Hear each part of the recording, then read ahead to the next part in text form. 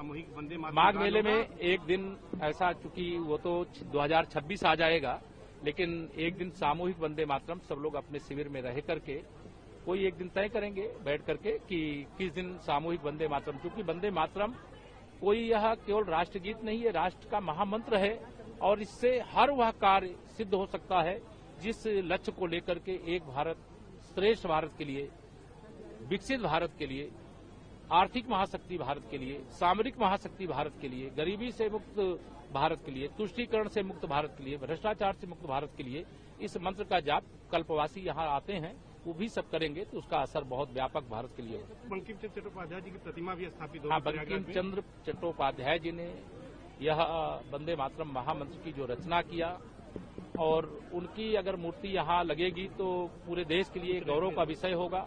दूसरा, महर्षि अरविंद जी जिन्होंने वंदे मातरम पत्रिका निकाल करके इस विषय को आगे बढ़ाया और आजादी के आंदोलन का महामंत्र बनाया, उनको भी हम आज के दिन नमन करते हैं। सर, बात अगर करें तो अखिलेश यादव ने कल बयान दिया है कि बीजेपी सेकुलर नहीं कम्युनल है, बीजेपी सोशलिस्ट नहीं कैपिटलिस्ट है। उन्होंने कहा राष्ट्रीय अध्यक्ष तो आपने बदल दिया, लेकिन विचार कहां से लाएंगे?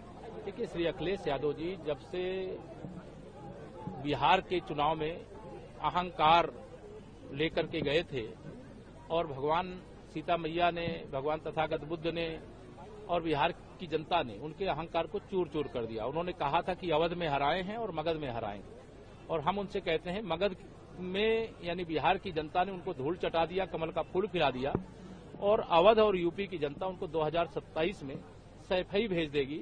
उनके इस प्रकार के बयानबाजी का मतलब है कि वह इस समय अपना संतुलन बनाए रखने में सक्षम नहीं है। वो मुंगेरी लाल के हसीन सपने देख रहे थे सत्ता में आने को लेकर के, अब उनका सपना जनता, बिहार की जनता ने चूर चूर कर दिया और उत्तर प्रदेश की जनता 27 में चूर कर देगी और सैफई परिवार वालों को सैफई भेज देगी। SIR को लेकर लगातार सवाल उठाते थे, अब उन्होंने कहा कन्नौज में 3.25 लाख वोट काट दिए गए हैं। देखिए, SIR यह मजबूत लोकतंत्र का एक ऐसा अभियान है जिसमें हर प्रदेशवासी को, हर देशवासी को जहां जहां पर यह अभियान चल रहा है उसको हिस्सा लेना चाहिए। और चुनाव आयोग के द्वारा यह अभियान जो चलाया गया, इसकी जो सफलता रही, मतदाता सूची शुद्ध हुई और इसीलिए कांग्रेस की जो हैसियत, मैंने कहा था कि कांग्रेस वोट चोरी का आरोप लगा करके बिहार में यात्रा लगा रही थी, आज एक कार में बैठ करके उनके विधायक जा सकते 6 हैं, और उत्तर प्रदेश जहां वो शासन करती थी वहां पर भी उनके विधायक 6 ही है।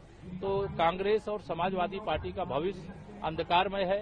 इस समय सूर्यदेव तो उदित हैं, लेकिन सपा और कांग्रेस का सूर्य अस्त हो रहा है। मनरेगा का नाम केंद्र सरकार बदल रही है, सपा और कांग्रेस दोनों लगातार हमला कर रही हैं और कह रही है ये साजिश हो रही है। मुद्दा विहीन लोग हैं, उन्हें इस देश के लोगों के रोजगार, इस देश के लोगों की प्रगति, उन्हें विकसित भारत और विकसित उत्तर प्रदेश दिखाई नहीं दे रहा है।